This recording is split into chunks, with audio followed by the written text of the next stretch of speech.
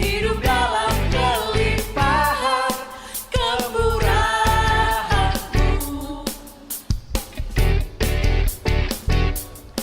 Mengajarku untuk memandang semua yang Kau sediakan itu baik bagiku. Mari kita angkat tangan kita dan katakan, salib menjadi bukti anugerah yang Kau sediakan, gantikan ratap hatiku. Kulihat semua telah menjadi baru. Di gelap malam Kau menopang, di hujan badai kuasa-Mu sempurna, janji-Mu ku hidup dalam kelimpahan. Seperti air menerobos, Kau mengukur kalah semua musuhku. Hidup dipenuhi oleh kebaikan-Mu. Mari tepuk tangan bersama. Selamat hari Minggu, Shalom buat kita semua, baik Bapak Ibu yang berada di Jakarta, Tangerang, Bali maupun di Manokwari. Senang sekali saya bisa menyapa. Hari ini saya bersuka cita sekali karena saya bersama dengan Bapak Ibu semua akan mengikuti seluruh rangkaian ibadah online kita. Mari kita persiapkan hati kita dengan penuh sukacita, menyiapkan catatan kita, karena kita akan mendengarkan kebenaran yang baru, kebenaran yang akan memerdekakan setiap kita di tengah situasi seperti ini, jawaban untuk semua kebutuhan kita. Tuhan Yesus memberkati. Selamat hari Minggu.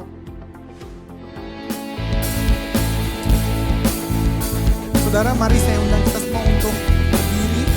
Kita akan bersuka cita karena hari ini Tuhan menjadikan kita terang, amin.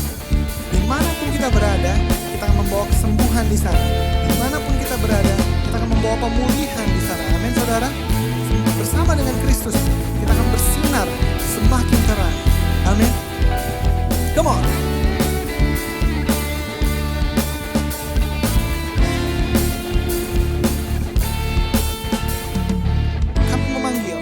Kami memanggil generasi menjawab panggilan ilahi, memberi diri untuk mengabdi, tanggalkan beban yang alami.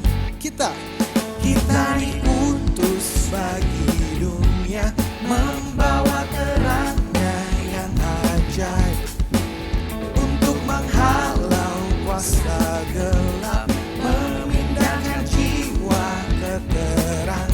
Dimanapun kau diletakkan, bersinar dan jadilah terang. We will shine arise like the stars above. Glory and honor be unto your name.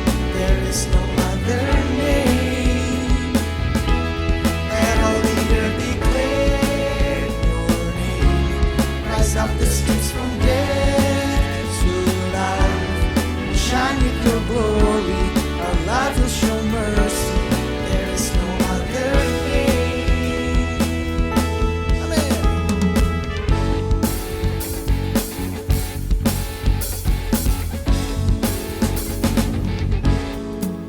Kita diutus bagi dunia, membawa terangnya yang ajaib untuk menghalau kuasa gelap, memindahkan jiwa ke terang. Dimanapun kau diletakkan, bersinar dan jadilah terang. We will shine arise like the stars above. Glory and honor be unto your name. There is no other name. Let all leader declare your name. Rise up the streets from death to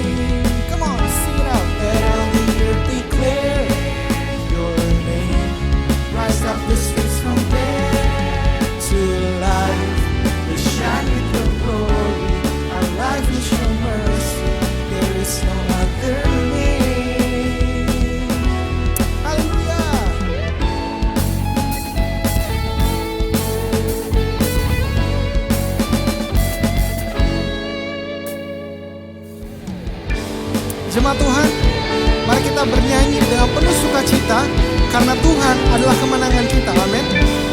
Dia yang memberikan kemenangan bagi setiap hidupmu. Mari katakan, heran. Melihat kasih-Mu seluas samudra yang menerima. Bahkan ketika berdosa, Kau membuka tangan-Mu, nyatakan baik-Mu. Kini ku hidup dalam kasih-Mu, tak ada yang dapat pisahkanku dari-Mu.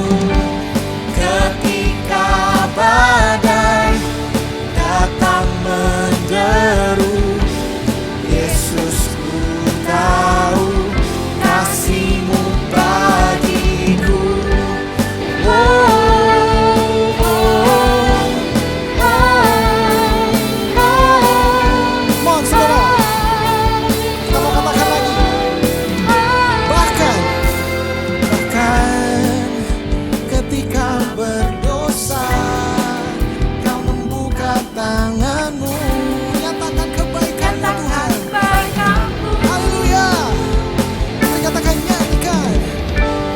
Kini ku hidup dalam kasih-Mu, tak ada yang dapat pisahkanku dari-Mu. Ketika badai datang menderu, Apa? Yesus, ku Yes. Kasih-Mu. kasih. Mari tepuk tangan bersama-sama. Kini ku Kini ku hidup dalam kasih-Mu. Tepuk tangannya mana, saudara? Come on. Coba ajak papanya, ajak mamanya, ajak adiknya, ajak kakaknya untuk tepuk tangan bersama-sama. Come on. Datang menderu.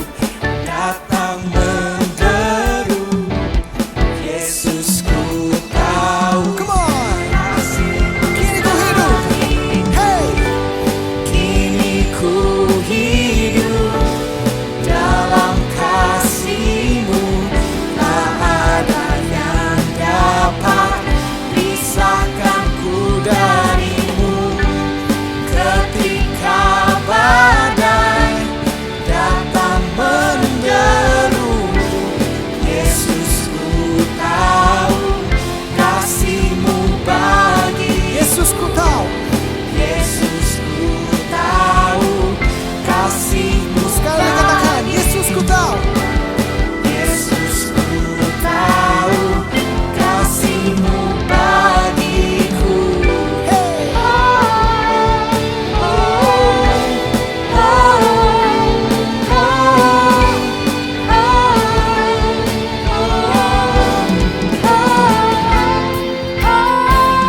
Haleluya.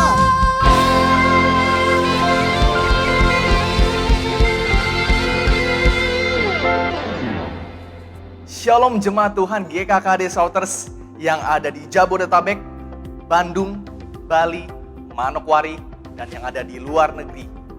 Saya percaya walaupun kita masih beribadah online hari ini, tapi kasih Tuhan, penyertaan Tuhan, dan hadiratnya bisa kita rasakan di tempat atau di rumah kita masing-masing. Dan hari ini saya akan membagikan beberapa pengumuman. Yang pertama, ibadah online service kita masih sama seperti biasa, jam 10 pagi untuk adik-adik sekolah minggu, yaitu Shouters Kids, dan ibadah umum kita jam 12 siang. Mari kita sama-sama subscribe YouTube GKKD Shouters, dan kita saling bisa menyapa di kolom komentar YouTube GKKD Shouters. Dan pengumuman yang kedua, kita sama-sama bisa memberikan persembahan dan persepuluhan kita di rekening yang tertera di layar, serta via OVO. Barcode-nya juga sudah tertera di layar kita semua.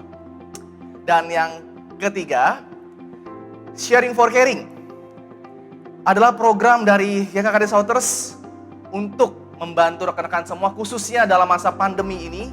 Ini saatnya buat kita semua untuk saling membantu rekan-rekan kita. Gereja Tuhan sudah memberikan bantuan Mulai dari April tahun lalu, tahun 2020, kurang lebih sekitar 80-100 paket yang sudah kita berikan kepada jemaat Tuhan yang membutuhkan bantuan kita. Dan mari kita sama-sama support dan saling membantu. Kita mau sama-sama puasa dari hari Selasa jam 6 sore sampai hari Rabu jam 6 sore dengan menyisihkan uang makan kita untuk mereka yang memerlukannya. Dan pengumuman kita yang berikutnya, Gereja Tuhan juga sudah melakukan misi, yaitu ke Bali dan ke Papua, khususnya ke Manokwari. Mari kita sama-sama bisa mensupport dan memberikan dukungan kepada Gereja Tuhan dengan cara mentransfer ke rekening misi yang sudah tertera di layar kaca kita semua. Kita percaya akan ada kegerakan, akan ada banyak orang yang diselamatkan melalui misi tersebut. Dan pengumuman yang selanjutnya, kita bisa sama-sama memberikan pokok doa kita atau kesaksian melalui link yang ada di bio Instagram GKKD Shouters. Kita bisa klik linknya dan pilih form doa, atau bisa langsung menuliskannya di kolom komentar di YouTube GKKD Shouters. Dan pengumuman yang terakhir, jika jemaat Tuhan ingin dilayani, misalnya ada pergumulan masalah kesehatan maupun finansial ataupun keluarga, butuh konseling serta persekutuan anak-anak Tuhan, jemaat Tuhan bisa langsung menghubungi sekretariat gereja yang nomornya ada di layar kaca kita semua. Demikianlah pengumuman kita pada hari ini. Saya Charles, selamat hari Minggu, Tuhan Yesus memberkati. Shalom saudara, selamat hari Minggu. Senang sekali saya bisa share firman Tuhan kepada saudara. Saya percaya ini akan menguatkan kita sebelum kita memberikan persembahan. Saya bacakan satu firman Tuhan kepada kita, agak panjang memang. Waktu itu salah satu rekan di Blesscom kami menceritakan ini untuk offering preach-nya, dan itu sangat-sangat menggugah saya. Firman Tuhan berkata begini, sebab siapakah aku ini dan siapakah bangsaku, kata Daudnya, sehingga kami mampu memberikan persembahan sukarela seperti ini. Jadi pada waktu itu Daud mengajak seluruh bangsa orang-orang Israel untuk memberikan persembahan sukarela, dan hasilnya banyak banget. Itu aja cerita singkatnya. Dan tapi yang paling penting dikatakan, sebab daripadamulah segala-galanya, dan dari tanganmu sendirilah persembahan yang kami berikan kepadamu. Perhatikan bahwa semuanya ternyata berasal dari Tuhan. Yang kita berikan itu berasal dari Tuhan. Yang kita terima itu berasal daripada Tuhan. Itu sebabnya di ayat lain dikatakan kita itu adalah pengelola, bukan pemilik. Kita itu adalah pengelola. Jadi ketika kita mengubah status kita dari pengelola menjadi pemilik, maka akan ada masalah di situ, akan ada ketakutan di situ, akan ada kekhawatiran di situ. Karena apa? Kita akan melihat apa yang kita punya ini sedikit, kita takut. Apa yang kita pegang ini banyak, kita senang. Padahal seorang pengelola keuangan, dia tidak takut akan uang yang banyak atau uang sedikit, karena itu adalah uang yang dia kelola, karena semuanya berasal dari Tuhan. Daud sendiri berkata bahwa sebab daripadamulah segala-galanya, dan persembahan yang kami berikan kepadamu ini juga berasal daripadamu. Saudara, ini adalah motivasi yang sangat baik untuk kita memberi. Sebab apa yang saudara berikan, itu semuanya berasal dari Tuhan. Jadi itu sebabnya nggak relevan kalau orang berkata bahwa kalau dia memberi, dia takut miskin atau dia takut berkekurangan selama 1 bulan. Karena toh yang dia berikan bukan punya dia. Uang yang dia pegang bukan punya dia. Mobil yang rasanya dia punya atas nama dia bukan punya dia. Dia pun bukan punya dia. Karena firman Tuhan berkata, segala sesuatu dari dia, oleh dia, dan untuk dia. Di dalam dia kita ada, kita hidup, dan kita bergerak. Jadi saudara perhatikan bagaimana iblis menipu kita, bagaimana iblis menipu anak-anak Tuhan, sehingga mereka khawatir akan keuangannya yang sebenarnya bukan punya mereka.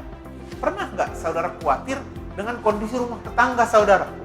Pernah nggak saudara khawatir dengan kondisi halaman tetangga saudara? Enggak, karena itu bukan punya saudara. Tapi kan saya bukan pengelolanya. Ya, pernah nggak saudara misalnya punya kos, tinggal di sebuah rumah kos, dan kemudian saudara khawatir akan kos-kosan saudara? Enggak, kalau ada masalah saudara akan panggil ibu kosnya. Sebab itu bukan punya saudara.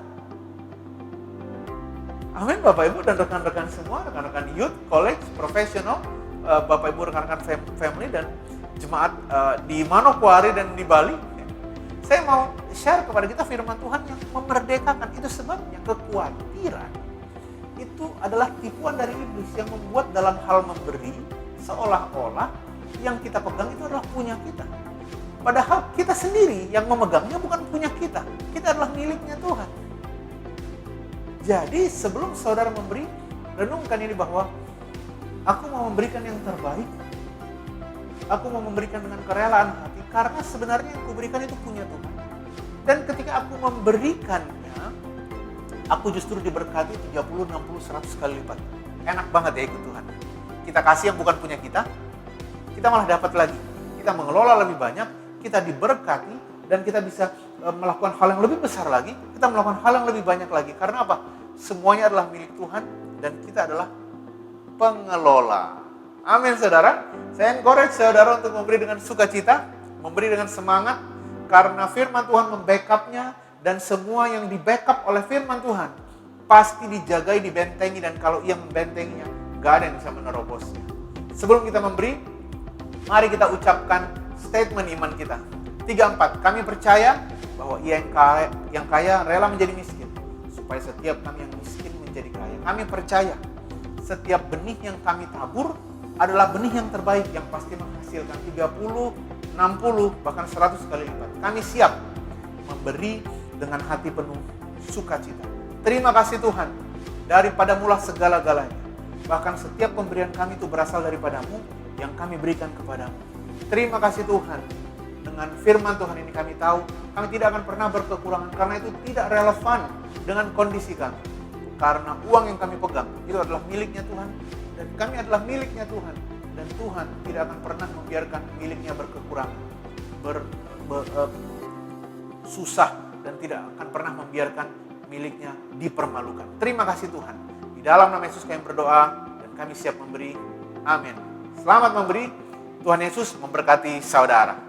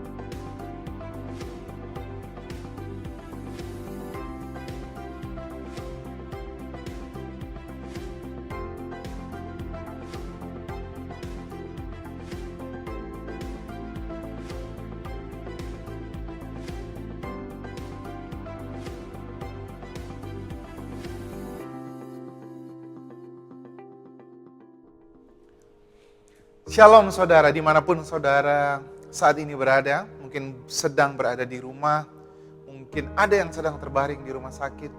Saya percaya kebenaran firman Tuhan ini akan meneguhkan engkau. Firman Tuhan katakan bahwa firman Tuhan itu adalah kesembuhan. Amin. Firman Tuhan itu adalah pelita bagi kakimu, terang bagi jalanmu. Kenapa dikatakan pelita?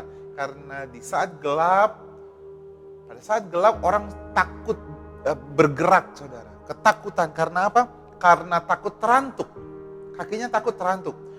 Firman Tuhan itu akan menjadi pelita supaya engkau tidak takut lagi dan tahu kemana kau melangkah.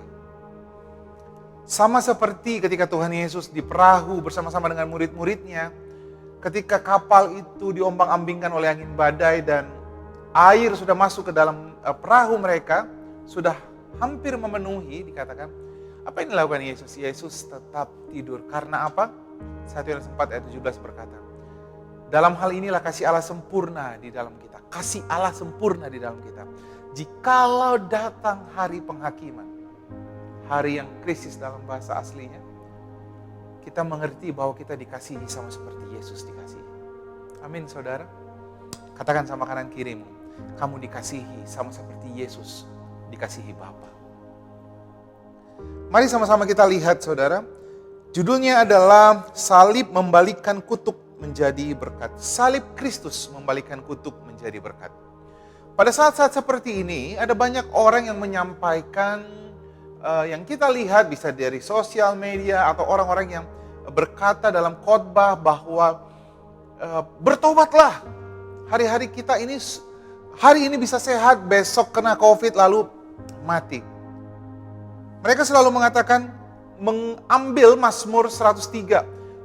Adapun manusia hari-harinya seperti rumput, seperti bunga di padang, demikianlah ia berbunga, angin melintasinya maka tidak ada lagi ia, tempatnya tidak mengenalnya lagi. Makanya orang selalu berkata, kita tuh seperti bunga rumput, hidup kita seperti bunga rumput, hari ini ada, ketika ada masalah tiba-tiba besok bisa hilang. Wow. Lalu dibumbuin dengan kata-kata yang baik. Makanya bertobatlah. Jadi ditakut-takutin di depannya, lalu ancamannya apa? Bertobat supaya kamu masuk ke dalam kerajaan surga. Saudaraku, dengarkan saya baik-baik. Saya bukan menentang pertobatan, saudara. Tetapi tidak diawali dengan ancaman. Yang menuntun orang kepada pertobatan bukan ancaman, kata firman Tuhan. Kitab Roma mengatakan, yang menuntun kita kepada pertobatan adalah kemurahan, kelapangan hatinya Tuhan. Kebaikannya lah yang menuntun engkau kepada pertobatan. Bukan ancaman, bukan penghakiman. Diterangkan dalam kitab Lukas bahwa, jadi jika rumput di ladang dan yang hari ini ada dan besok dibuang ke dalam api, demikian didandani Allah, terlebih lagi kamu hai orang-orang yang kurang percaya. Jadi Tuhan bilang begini, dalam Lukas dibilang begini, bunga rumput yang hari ini ada, besok dibuang ke dalam api, didandani Tuhan. Lalu perhatikan kata-kata, dia bilang begini, terlebih lagi kamu. Jadi Tuhan bilang begini, kamu tuh gak seperti bunga rumput gitu loh. Ada orang yang menganalogikan juga anak-anak Tuhan adalah, kamu itu seperti debu. Benar? Kita tuh hanya debu di semesta ini, supaya terkesannya rendah hati. Kita itu cuman keset kakinya Tuhan. Makanya banyak anak-anak Tuhan yang pakai kata welcome. Karena keset kaki itu selalu bertuliskan welcome. Kita itu cuma keset kakinya Tuhan. Siapalah kita ini? Hai. Firman Tuhan katakan, terlebih lagi kamu. Kamu tidak seperti bunga rumput yang hari ini ada, besok tidak ada. Firman Tuhan berkata, kamu telah ditebus bukan dengan emas dan perak. Kamu ditebus bukan dengan barang yang fana, tetapi dengan darah Kristus. Lebih mahal daripada perak, lebih mahal daripada emas. Tetapi dengan darah Kristus. Itu sebabnya hidupmu itu bernilai di mata Tuhan. Itu sebabnya Tuhan memanggil engkau yang dikasihinya. Itu sebabnya dia memanggil engkau biji matanya Tuhan. Itu sebabnya dia memanggil engkau anak yang kukasihi. Dunia ini memang seperti bunga rumput. Hari ini ada, besok bisa tidak ada. Tetapi kita anak-anak Tuhan, beda saudara. Firman Tuhan katakan, umur panjang di tangan kanan, kekayaan hormat di tangan kiri. Firman Tuhan katakan, kebajikan dan kemurahan akan mengikuti engkau. Firman Tuhan katakan, dengan umur panjang aku akan mengenyangkan engkau. Firman Tuhan katakan, jangan kau takut terhadap penyakit sampar yang mengamuk di waktu siang, penyakit menular yang berjalan di waktu petang. Kamu jangan takut, semua itu tidak akan pernah menimpa engkau. Jadi saudara, ada pembedaan mana dunia dan mana anak-anak Tuhan. Amin. Jadi hidup dong dengan cara yang berbeda dengan dunia ini.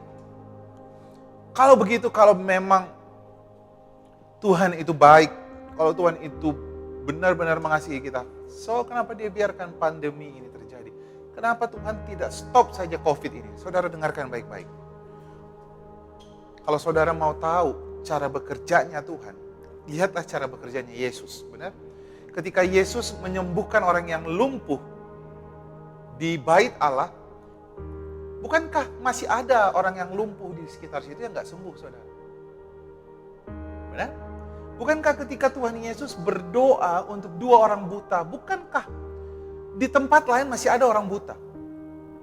Harusnya kalau Tuhan Yesus hardik penyakit itu, semua penyakit kebutaan di dunia ini hilang. Pada waktu Tuhan Yesus memberhentikan badai, bukankah di tempat lain masih ada badai? Bahkan sampai sekarang masih ada badai. Lalu siapa dong yang menerima kebaikan Tuhan? yang mendengar dan yang percaya. Karena imanlah yang membuat orang menerima kemurahan Tuhan. Benar? Roma 5 ayat 2. Yang menerima kemurahan Tuhan itu diterimanya oleh iman. Iman timbul dari pendengaran. Jadi yang dengerin dan percaya itulah yang menerima. Makanya yang menerima kesembuhan, yang 2 orang itu. Yang bangkit dari lumpuhnya, yang orang yang percaya. Kata firman Tuhan, kalau kamu percaya, bangkitlah. Angkatlah tilammu. Karena dia percaya, dia sembuh. Lalu apa saat ini yang terjadi di dunia ini? Kenapa pandemi ini seperti ini? Lalu apa sikap anak-anak Tuhan? Mari kita lihat firman Tuhan ini, saudara. Ibrani 10 katakan, kita akan melihat ke perjanjian lama. Kita akan start dari perjanjian lama Adam dan Hawa. Saudara lihat, kalau kita lihat semua yang ada di perjanjian lama, Kejadian, Keluaran, Imamat, Bilangan, Ulangan, kitab Taurat ini, saudara. Ibrani 10 ayat 1, semua kitab Taurat ini menggambarkan apa? Bayangan, hanya menjadi bayangan dari keselamatan yang akan datang, dikatakan. Keselamatan yang akan dilakukan Yesus. Jadi semua perjanjian lama, Kejadian, Keluaran, Imamat, Bilangan, Ulangan yang disebut dengan Taurat itu adalah gambaran tentang karya keselamatan Kristus. Apa itu? Pencurahan darahnya di kayu salib. Oke? Mari kita lihat.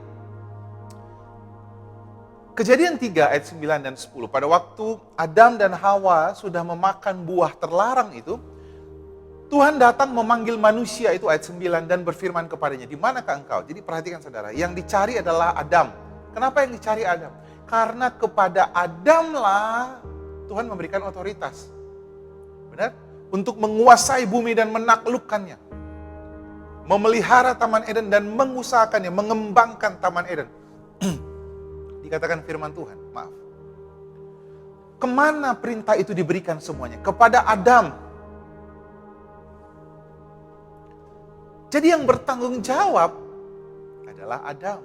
Yang dicari adalah penanggung jawabnya.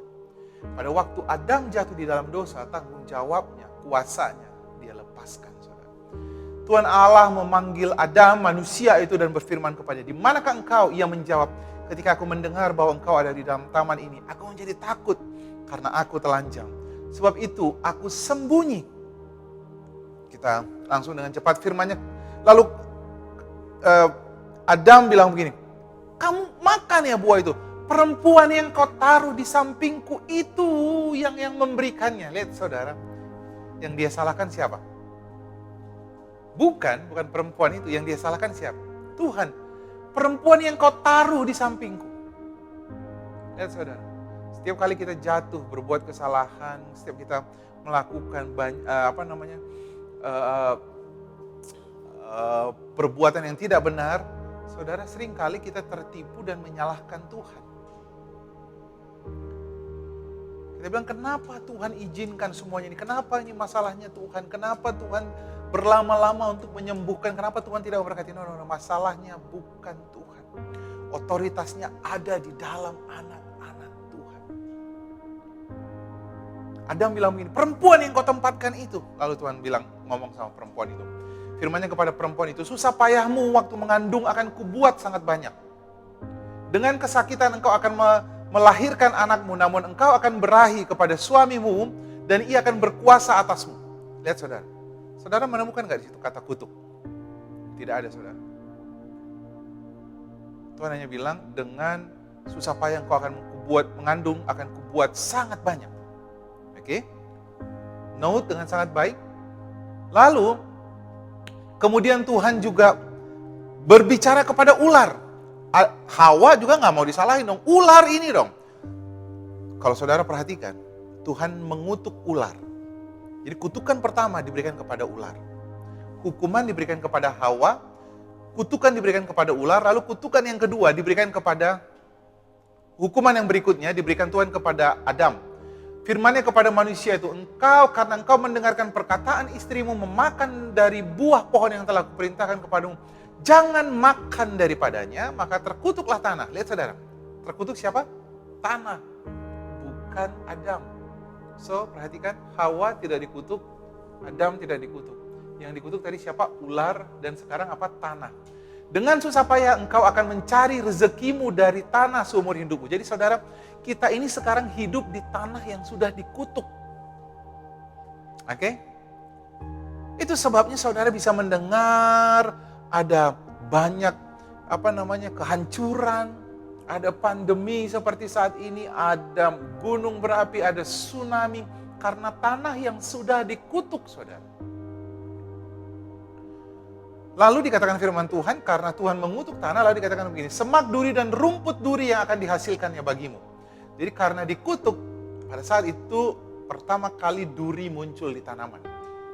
Bunga rose itu dulu nggak berduri. Benar? Durian itu dulu nggak berduri. Ini yang paling fatal, saudara. Jadi kalau ada nanti yang pertama kali meninggal, ada yang pergi meninggal lalu bertemu dengan Adam, kasih tahu Adam the bad news, the worst case dari kutukan itu adalah durian itu sekarang berduri. Lihat saudara, dengan berpeluh engkau akan mencari makananmu sampai engkau kembali lagi menjadi tanah, karena dari situlah engkau diambil. Sebab engkau debu dan engkau kembali menjadi debu. Perhatikan, Tuhan memang lepaskan hukuman. Tuhan kutuk tanah dan ular. Karena apa saudara? Karena Tuhan itu dia adalah Allah yang setia dan adil. 1 Yohanes 1 ayat 9, benar? Dia adalah Allah yang setia dan adil. Kalau dia adil, dia harus hukum yang berdosa. Sepakat kan? Kalau ada orang yang berdosa tidak dihukum, itu bukan adil, saudara. Benar? Tetapi sifatnya Tuhan yang kedua, dia adalah setia. Setia apa? Setia dengan kasihnya. Dia mengasihi tapi dia juga adil. Jadi dia lepaskan hukuman, tetapi dia juga mengasihi orang berdosa. Dan kasihnya itu tidak peduli dengan kasih orang lain, tidak peduli dengan kesetiaan orang lain. Apa yang dilakukan Tuhan? Ini kasihnya, saudara. Tuhan Allah membuat pakaian dari kulit binatang untuk manusia dan untuk istrinya itu. Lalu mengenakannya kepada mereka. Pertanyaannya, untuk apa Tuhan mengambil kulit binatang? Saudara, untuk apa Tuhan melepaskan kulit binatang? Lalu mengenakannya kepada Adam dan Hawa. Bukan hanya karena mereka telanjang, tetapi disitulah pertama kali terjadi penumpahan darah. Amin. Di sanalah pertama kali penumpahan darah. Karena apa? Firman Tuhan katakan Ibrani 9 ayat 22. Dan hampir segala sesuatu disucikan menurut hukum Taurat dengan darah. Tanpa penumpahan darah tidak ada pengampunan. So, apa yang sedang terjadi, saudara? Sedang terjadi pengampunan kepada Adam dan Hawa. Apa yang terjadi sama Hawa? Susah payah pada saat dia bersalin, saudara. Dengarkan baik-baik bagi rekan-rekan yang akan melahirkan. Rekan-rekan wanita ya, para wanita. Dengarkan saya baik-baik, bahwa jangan hidup seperti dunia yang berkata bahwa nanti akan sakit, nanti sakitnya itu mengerikan dan sebagainya. No. Klaim janji firman Tuhan ini. Hukuman itu sudah menerima pengampunan dari Tuhan. Tuhan lepaskan hukumannya, dia lepaskan pengampunannya, saudara. Laki-laki juga yang berkata, wah kita tuh akan susah payah, laki-laki itu harus kerja mati-matian. No, saudara, firman Tuhan sudah katakan apa? Diberikan pengampunan. Tapi kutuk terhadap tanah dan terhadap ular, apa yang terjadi, saudara? Perhatikan baik-baik.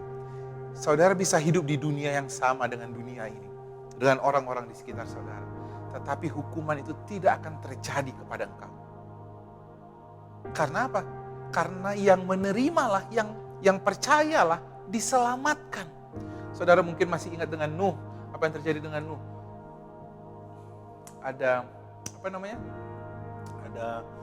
banjir yang menutupi dunia ini. Perhatikan, yang percaya dikatakan pada saat itu yang hidup di dunia ini sekitar belasan ribu, yang hidup di dunia ini yang percaya hanya Nuh, selamat. Sodom dan Gomora yang percaya cuman Lot, diselamatkan. Benar? Jadi yang percaya selamat. Sekalipun kita hidup di dunia yang sama dengan dunia ini. Jadi saudara jangan bilang, wah kita ini bisa kena kapan saja. No, saudara. Saudara harus pegang janji firman Tuhan yang berkata, semua itu tidak akan pernah menimpa engkau. Amin. Lalu kita lihat contoh yang berikutnya dengan Kain dan Habel. Pada waktu Kain membunuh Habel, firman Tuhan datang kepada Kain dan berkata, di mana Habel adikmu itu? Jawabnya, aku tidak tahu, apakah aku penjaga adikku? Firman Tuhan datang kepadanya, apakah yang telah kau perbuat ini? Darah adikmu itu berteriak kepadaku dari tanah. Lalu Tuhan melepaskan kutukan. Sekarang terkutuklah engkau. Lihat saudara, Tuhan itu adil. Harus ada yang dihukum. Karena berdosa harus dihukum. Terkutuklah engkau, terbuang jauh dari tanah yang mengangakan mulutnya untuk menerima darah adikmu itu dari tanganmu. Apabila engkau mengusahakan tanah itu, maka tanah itu tidak akan memberikan hasil sepenuhnya lagi kepadamu. Engkau menjadi seorang pelarian dan pengembara di bumi. Lalu Kain bilang begini, hukuman itu terlalu berat untukku. Tidak sesuai dengan apa yang kulakukan, dikatakannya. Lalu firman Tuhan katakan begini. Firman Tuhan kepadanya, sekali-kali tidak. Barang siapa yang membunuh Kain akan dibalaskan kepadanya 7 kali. Lihat saudara. Alkitab ini, saya tadi sudah gambarkan, perjanjian lama, Torah ini, lambang dari apa? Penebusan Kristus. Kata 7 adalah lambang dari penebusan. Kita harus membaca Alkitab itu sesuai dengan adat istiadat orang Yahudi. Kata 7 adalah pengampunan. Kemudian Tuhan menaruh tanda pada Kain. Perhatikan, pengampunan harus dilakukan dengan apa? Tandanya apa? Penumpahan darah. Sama seperti ketika anak sulung dalam tulah yang ke-10, semua anak sulung harus mati. Kecuali yang ada tanda darah. Kenapa ada tanda darah? Itu adalah tanda pengampunan. Jadi lihat saudara, ada kata 7 dan ada kata tanda. Pada Kain diberikan tanda darah bahwa dia sudah diampuni. Supaya ia jangan dibunuh. Kenapa dia tidak dibunuh saudara? Karena dia sudah diampuni. Oleh barang siapapun yang bertemu dengan dia. Pada saat itu kan gak ada orang lain saudara. Cuma ada Kain gitu ya. Cuma ada adiknya mungkin yang wanita. Siapa lagi? Ada malaikat. Jadi kalau malaikat melihat Kain lalu berusaha membunuhnya, dia, gak bisa. Ada tanda pengampunan, ada darah. Cuma di ayat 16, Kejadian 4 ayat 16, Kain pergi meninggalkan Tuhan. Lalu dia menetap di tanah Nob dikatakan. Kain pergi meninggalkan Tuhan. Itu sebabnya Kain, saya katakan tadi, Tuhan bisa memberikan pengampunan, Tuhan bisa memberikan keselamatan. Sama seperti yang dikatakan dalam Yohanes 3 ayat 16, karena begitu besar kasih Allah akan dunia ini, dia memberikan anaknya yang tunggal. Supaya, karena begitu besar kasih Allah akan dunia ini, sehingga ia mengaruniakan anaknya yang tunggal. Supaya setiap orang yang, apa saudara? Yang tidak binasa, yang percaya. Kain memilih tidak percaya. Dia pergi meninggalkan Tuhan. Selebihnya, saudara bisa baca Kejadian 5, Kejadian 6, keturunan Kain adalah keturunan yang membenci Tuhan. Keturunan Mehuyael, Mahalalel, mereka adalah orang-orang yang membenci Tuhan. Henok, mereka menolak Tuhan. Tetapi mereka diberkati nggak? Diberkati. Banyak dari mereka yang diberkati saudara. Orang yang pertama menggunakan tembaga, yang memiliki ternak, yang memakai alat musik, itu keturunannya Kain saudara. Lalu contoh yang ketiga, pada waktu Nuh, Tuhan mengutuk bumi, menurunkan air bah. Tujuan Tuhan cuma satu saudara, menyelamatkan Nuh dan keluarganya. Supaya keturunan Nuh tidak terkamiri dengan dunia ini. Itu sebabnya Tuhan sebenarnya menyelamatkan Nuh. Bahtera itu adalah lambang dari salib. Pada waktu Nuh masuk ke dalam bahtera, lalu mereka terombang-ambing dan sebagainya, lalu hujan berhenti, air mulai surut, lalu mereka terdampar di bukit, di gunung Ararat. Kata Ararat itu artinya kutuk yang dibalikkan dalam bahasa Ibrani. Kutuk yang dibalikkan. Apa yang terjadi, saudara? Bagaimana caranya? Kejadian 8 ayat 20 dan 21, Nuh mendirikan mezbah bagi Tuhan. Dari segala binatang yang tidak haram, dari segala burung yang tidak haram, diambilnya beberapa ekor, lalu ia persembahkan korban bakaran di atas mezbah itu. Kenapa harus ada korban? Harus ada penumpahan darah. Kenapa harus ada penumpahan darah? Karena darah, penumpahan darah itu menyucikan setiap dosa. Ketika Tuhan mencium persembahan yang harum itu, berfirmanlah Tuhan dalam hatinya, aku takkan mengutuk bumi ini lagi. Lihat saudara, kutuknya dibalikkan. Itu yang terjadi kepada Kain, itu juga yang harusnya terjadi kepada Kain maksud saya. Itu juga yang harusnya itu yang terjadi juga kepada Adam dan Hawa. Dan itu juga yang terjadi kepada Nuh. Aku takkan mengutuk bumi ini lagi, karena manusia sekalipun yang ditimbulkan hatinya adalah jahat dari sejak kecilnya. Aku tak akan membinasakan lagi segala yang hidup seperti yang telah kulakukan. Itu sebabnya tidak akan ada lagi bumi ini ditenggelamkan oleh air, tidak akan ada lagi, saudara. Dan Allah berfirman, inilah tanda perjanjian yang kuadakan antara aku dan kamu serta segala makhluk yang hidup yang bersama-sama dengan kamu turun-temurun untuk selama-lamanya. Busurku kutaruh di awan, supaya itu menjadi tanda perjanjian antara aku dan bumi. Busur di situ adalah pelangi. Mari kita lihat saudara, kenapa pelangi itu menjadi tanda Tuhan, kesetiaan Tuhan tidak akan menurunkan air bah. Mari kita berpikir seperti orang Ibrani. Spektrum warna di pelangi itu ada berapa saudara? Ada 7, perhatikan ada kata 7. 7 itu adalah lambang dari apa? Penebusan, pengampunan. Banyak orang bilang gini, pelangi, emang kenapa?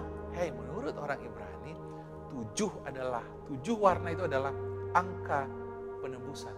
Lalu perhatikan saudara, warna di pelangi dimulai dengan merah, diakhiri dengan ungu. Mejiku hibiniu, benar ya? Merah, jingga, terakhirnya adalah ungu. Merah itu adalah lambang darah, ungu adalah lambang dari raja. Jadi apa? Raja yang berdarah, raja yang mencurahkan darahnya. Siapa itu? Yesus.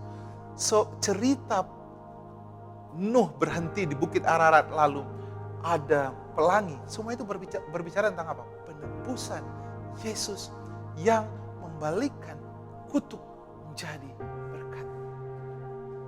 Semua yang saudara baca di kitab Taurat itu saudara, semua yang saudara baca itu adalah gambaran penebusan Kristus. Betapa Tuhan mengasihi saudara dan saya. Amin.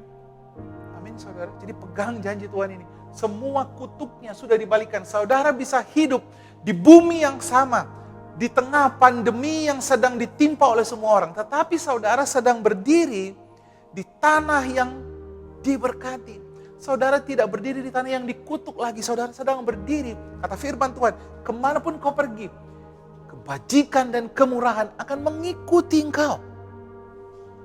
Amin.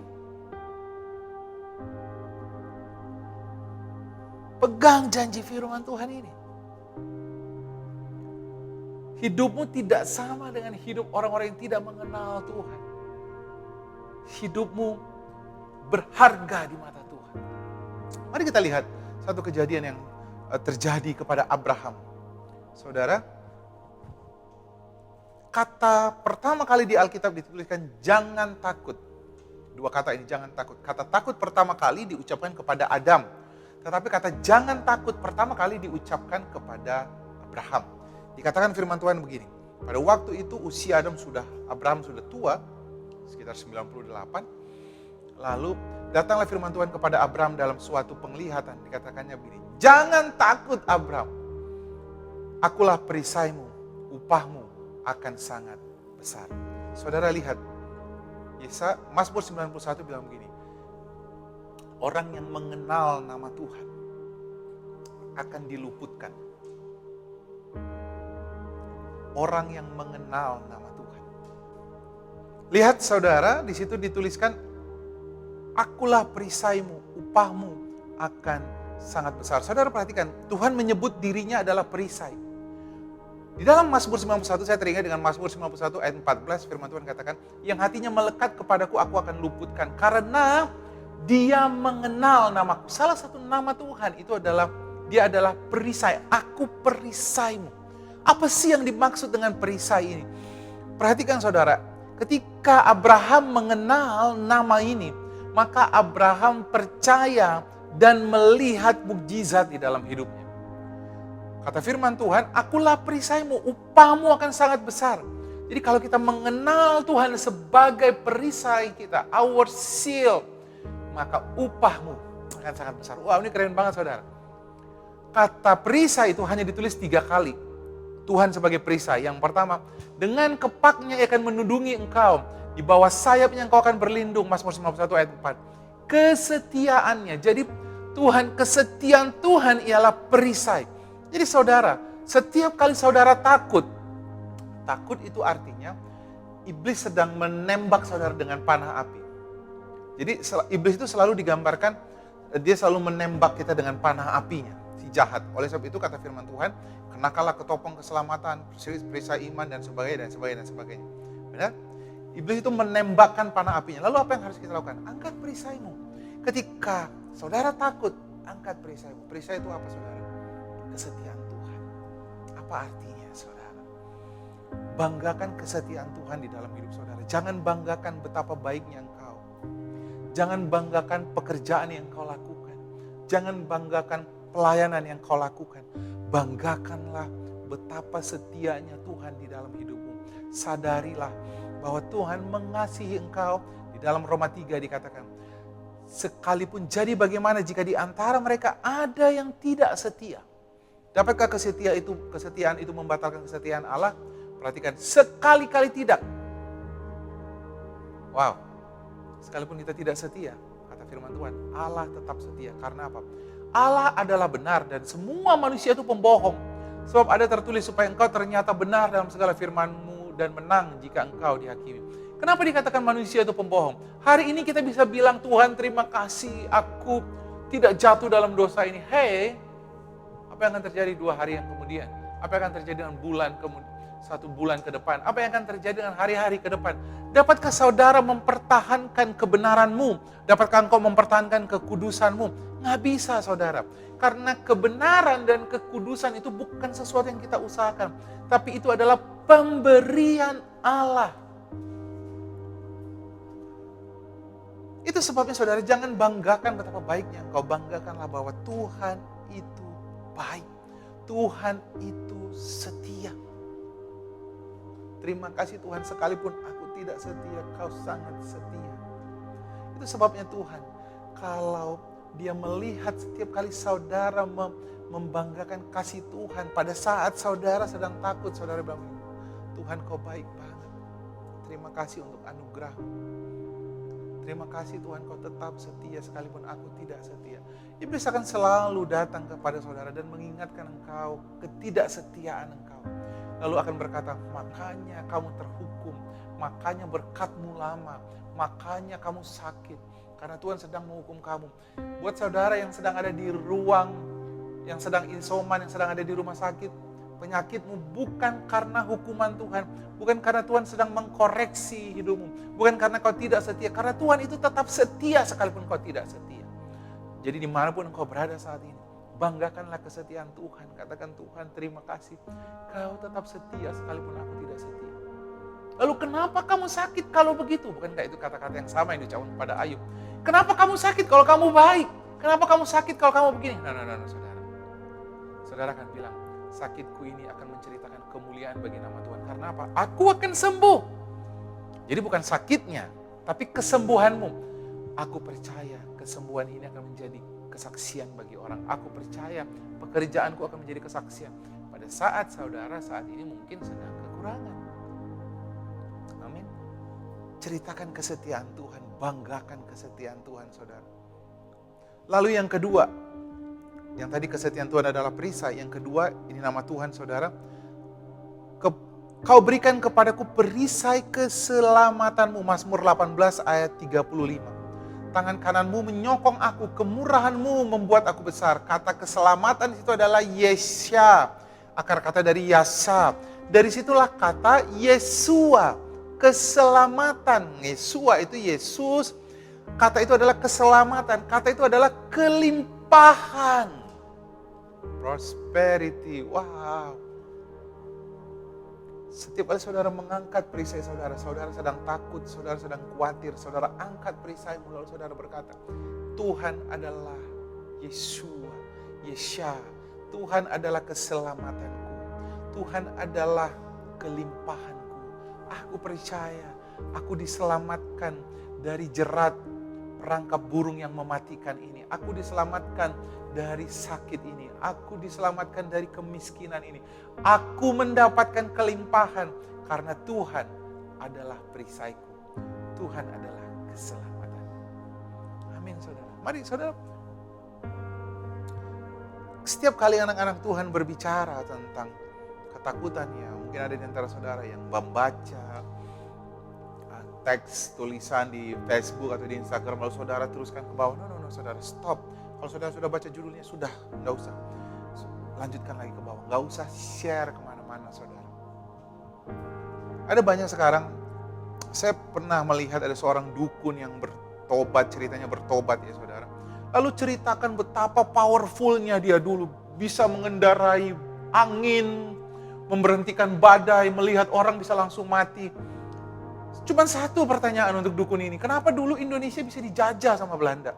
Kalau ada orang-orang yang seperti ini, kenapa Indonesia bisa dijajah sama orang Jepang gitu ya? Dukun ini modalnya kan berbohong saudara, makanya ketika dia bertobat harus dibenerin dulu cara dia ngomong. Kenapa saya tegas dalam hal ini saudara? Karena kalau kita ceritakan bahwa iblis itu hebat, kita memberikan otoritas kita kepada iblis. Kalau kita ceritakan hebatnya COVID ini, dia sudah membunuh di sana. Sekarang sudah ada varian ini, varian itu, dan dengan cepatnya dia bisa begini. Hei, kamu memberikan otoritasmu, kuasa yang ada pada kamu. Sekarang kuasa yang dulu ada pada Yesus, sekarang ada sama siapa saudara? Sama anak-anak Tuhan, sama saudara. Ketika saudara ngomongin hebatnya iblis, ngomongin hebatnya COVID, saudara sedang melepaskan otoritasmu. Makanya berhenti dengerin orang yang berbohong, khotbah-khotbah yang seperti itu saudara. Iblis itu hebat, saya dulu bisa menyerang para pendeta, saya bisa begini, saya bisa begini. Itu sangat-sangat bodoh saudara. Ketika kita mendengar orang-orang yang seperti itu, seolah-olah Kristus itu hebat ketika dia bilang, ketika saya diolesi ini, saya langsung menggelepar. Gitu ya. Ini penipuan, saudara. Kalau benar ada orang-orang yang sehebat ini, saudara, pernah ada di bumi Nusantara ini, Indonesia ini gak akan pernah mengalami penjajahan 3,5 abad. Gak akan pernah. Benar gak? Mari saudara, tinggikan Tuhan. Dia adalah keselamatan saudara. Mulailah ucapkan janji firman Tuhan. Mulailah duduk membahas Tuhan lebih banyak daripada apapun. Berhenti. Minggu itu disebutnya sabat. Sabat itu artinya khusus. Khususkan dong saudara. Pilih hari-hari yang saudara khususkan. Ketika saudara membaca firman Tuhan, sabatkan itu. Khususkan saudara. Jadi khusus itu gak sambil-sambil. Kalau saudara mencintai seseorang, itu saudara khususkan dia. Itu artinya. Gak sambil-sambil. Kalau saudara mau setiap kali saudara membaca firman Tuhan, khususkan harinya. Khususkan waktunya. Dengarkan janji firman Tuhan. Dengarkan penebusan Kristus. Ucapkan keselamatanmu hanya ada di dalam Kristus. Semua ini tidak akan pernah menimpa aku. Amin. Bilang sama kanan kirinya, semua ini tidak akan pernah menimpa aku. Tidak usah takut, tidak usah takut. Yang ketiga dikatakan, Engkaulah yang memberkati orang benar ya Tuhan, Engkau memanggari dia dengan anugerahmu seperti perisai. Berarti apa lagi saudara? Perisai itu adalah seperti apa? Anugerah. Dalam bahasa Ibrani disebutnya rason. Rason itu artinya perkenanan. Saudara tahu, Ibrani 11 ayat 1 firman Tuhan katakan, Ibrani 11 ayat 6 firman Tuhan katakan, yang membuat Tuhan berkenan itu cuma apa? Iman. Jadi kalau saudara hidup dalam iman, nanti kita lihat ya kenapa Abraham itu berkenan di mata Tuhan. Ketika kita percaya kepada janji firman Tuhan, Ketika kita percaya, Tuhan itu berkenan sama engkau. Makanya anugerah Tuhan, perkenanan Tuhan, apa saja saudara, keselamatan, pemulihan, berkat. Saudara, itu seperti perisai, memagari saudara. Atar di dalam firman Tuhan. Itu menjadi memagari saudara, mengelilingi engkau. Pergi ke kiri ada anugerah, pergi ke kanan ada anugerah. Makanya kita suka menyebut gini, enggak ini semuanya anugerah Tuhan. Kita diberkati, enggak ini anugerah Tuhan. Saudara sembuh, anugerah Tuhan. Saudara mendapatkan promosi, anugerah Tuhan. Saudara sakit, itu bukan anugerah Tuhan. Anugerah Tuhan apa? Allah turut bekerja untuk mendatangkan kebaikan. Berarti saudara apa? Pasti baik. Pasti sehat, pegang dong firman Tuhan. Tuhan bukan berkontribusi membuat saudara sehat. Maaf, Tuhan tidak berkontribusi membuat saudara sakit supaya dia datang menyembuhkan saudara. No. Bukan Tuhan yang menyebabkan saudara sakit, tapi dia datang untuk memulihkan engkau. Saudaraku, kau layak untuk menerima kemurahan Tuhan. Itu yang terjadi kepada Abraham. Kita lanjutkan cerita Abraham sebagai penutup. Kemudian datanglah Tuhan kepada Abraham dalam suatu penglihatan. Janganlah takut Abraham, akulah perisaimu. Kita tadi sudah lihat apa itu arti perisai. Upahmu akan sangat besar. Abraham menjawab, ya Tuhan Allah, apakah yang akan engkau berikan kepadaku? Karena aku akan meninggal dengan tidak mempunyai anak. Atau dalam bahasa Ibrani disebutnya ariri. Aku meninggal terkutuk karena tidak punya anak. Lihat saudara, Tuhan mau balikkan kutukan ini menjadi berkat bagi Abraham. Apa yang dilakukan Abraham saudara? Abraham menolak, dia bilang begini, masakan yang akan mewarisi rumah dan hartaku itu, Eliezer orang Damsik itu. Gak mau saudara, aku gak mau hidup ariri katanya. Tidak mempunyai anak, terkutuk tidak mempunyai anak. Lagi kata Abraham, engkau tidak memberikan kepadaku keturunan sehingga seorang hambaku nanti menjadi ahli waris. Sesungguhnya ini adalah berita bahwa Abraham tidak mau. Tetapi datanglah firman Tuhan kepadanya demikian, orang ini tidak akan menjadi ahli warismu, melainkan anak kandungmu, dia yang akan menjadi ahli warismu. Lalu Tuhan membawa Abraham keluar serta berfirman, coba lihat langit, hitunglah bintang-bintang. Jika engkau dapat menghitungnya, maka kata firman Tuhan, demikianlah banyaknya nanti keturunanmu. Lalu percayalah Abraham kepada Tuhan, maka Tuhan memperhitungkan hal itu sebagai kebenaran. Saudara perhatikan, Tuhan bawa Abraham keluar, lalu dia bilang, lihat langit, kamu bisa hitung gak? Seperti itulah nanti keturunan. Saudara, iman itu dasar dari segala sesuatu yang kita harapkan. Harapannya apa? Keturunannya seperti pasir di laut, seperti bintang di langit. Tuhan tunjukkan, seperti itulah nanti keturunan. Usianya sudah tua, istrinya mandul. Saudara, gak guna mandul lagi ya. Sarah pada waktu itu sudah 60 sekian, hampir 70. Nggak guna mau mandul, sudah tua gitu, nggak mungkin lagi bisa melahirkan. Ini mission impossible gitu. Tapi Abraham percaya, sekalipun dia belum melihat, tapi Tuhan mencoba memenangkan yang pertama. Tuhan itu mau benarkan dulu pikirannya, seperti itulah. Saudara kalau sakit, saudara bilang gini, amin, aku akan sehat, aku akan begini. Saudara visualisasikan dalam pikiran saudara. Kalau saudara saat ini sedang mengharapkan berkat, visualisasikan dalam pikiran saudara, amin, kami nanti akan menjadi berkat bagi banyak orang, amin, aku akan mensupport dana misi, amin, aku akan melakukan A dan B. Ayo visualisasikan, aku percaya karena aku diberkati. Lalu percayalah Abraham kepada Tuhan. Maka Tuhan memperhitungkan hal itu kepadanya sebagai suatu kebenaran. Jadi Abraham dibenarkan dan mendapatkan berkat karena apa? Karena percaya. Bukan karena baik, karena Abraham bukan orang yang tidak berperilaku, bukan orang yang baik-baik amat gitu ya.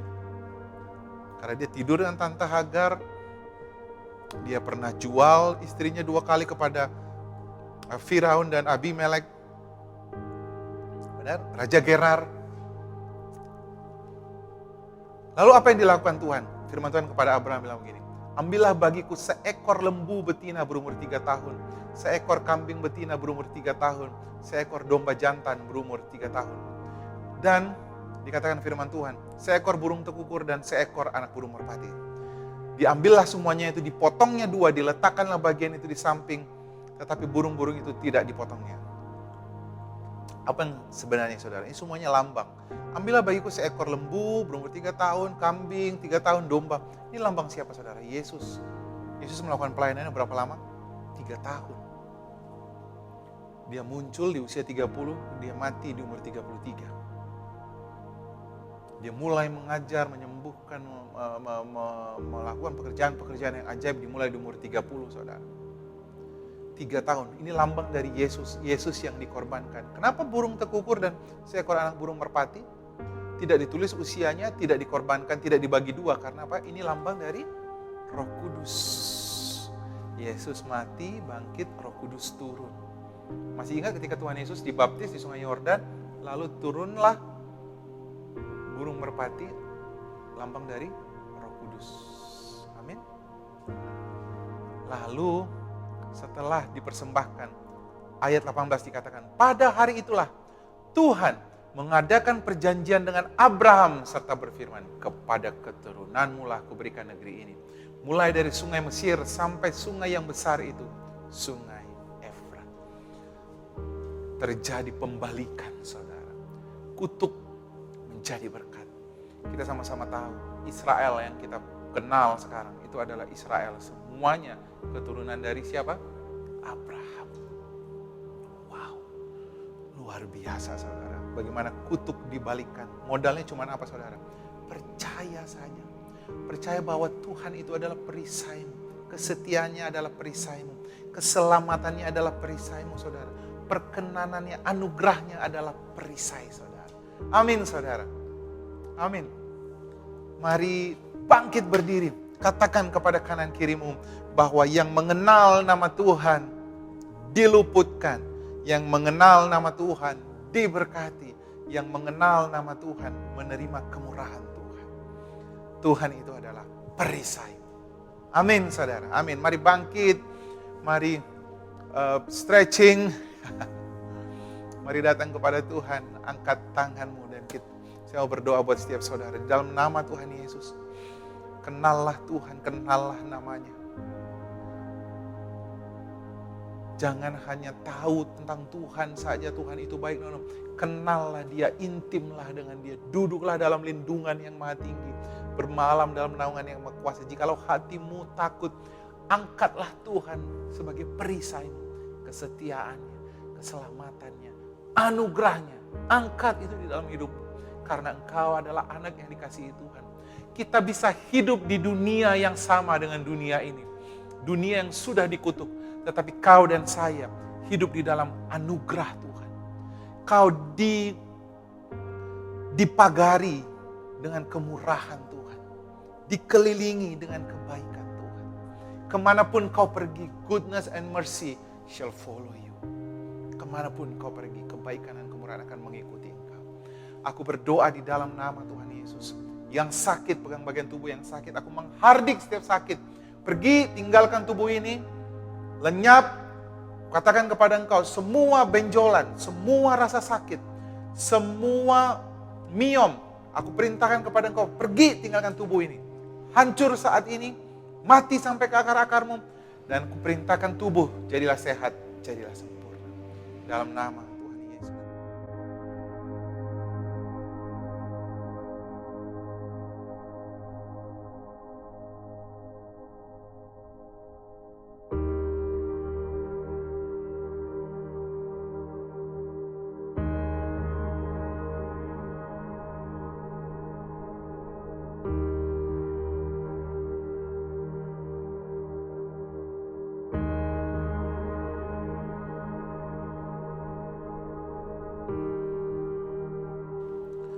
Di malam sebelum Tuhan Yesus diserahkan, dia berkumpul dengan murid-muridnya.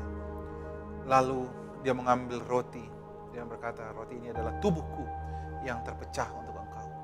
Tubuh Tuhan Yesus dihukum supaya kita tidak dihukum lagi. Tubuh Tuhan Yesus dipukul, meninggalkan bilur-bilur. Dan oleh bilur-bilur itu kita menjadi sembuh.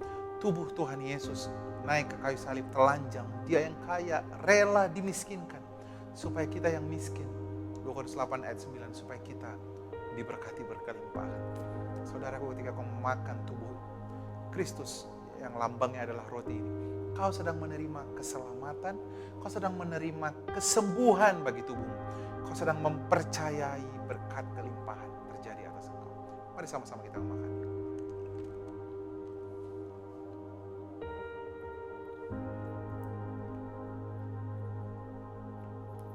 Lalu Tuhan Yesus mengambil cawan yang berisi anggur dan dia berkata, ini adalah cawan perjanjian baru. Darah Kristus yang menguduskan engkau satu kali untuk selama-lamanya. Oleh pengudusan ini kau dilayakkan menjadi anak-anak yang dikasihi Bapa, layak untuk menerima kemurahan Tuhan.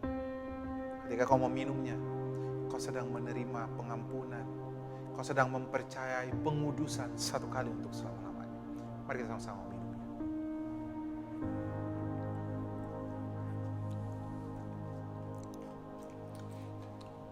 Mari kita mengucap syukur untuk kasih Tuhan. Mengucap syukur. Dia dihukum supaya kita dibebaskan. Dia dipukul supaya kita tidak menderita lagi. Dia mati sengsara supaya kita hidup dan diberkati. Terima kasih untuk anugerah-Mu yang sangat ajaib. Terima kasih kami dilayakkan, orang yang berdosa yang tidak layak dilayakkan untuk menerima kemurahan Tuhan. We thank you Lord. Terima kasih untuk kasih-Mu Tuhan. Terima kasih Bapa. Kami mengucap syukur. Mari saudara kita akhiri ibadah kita. Mari kita mengangkat kedua tangan kita. Kiranya kebajikan dan kemurahan akan mengikuti engkau sepanjang hidupmu.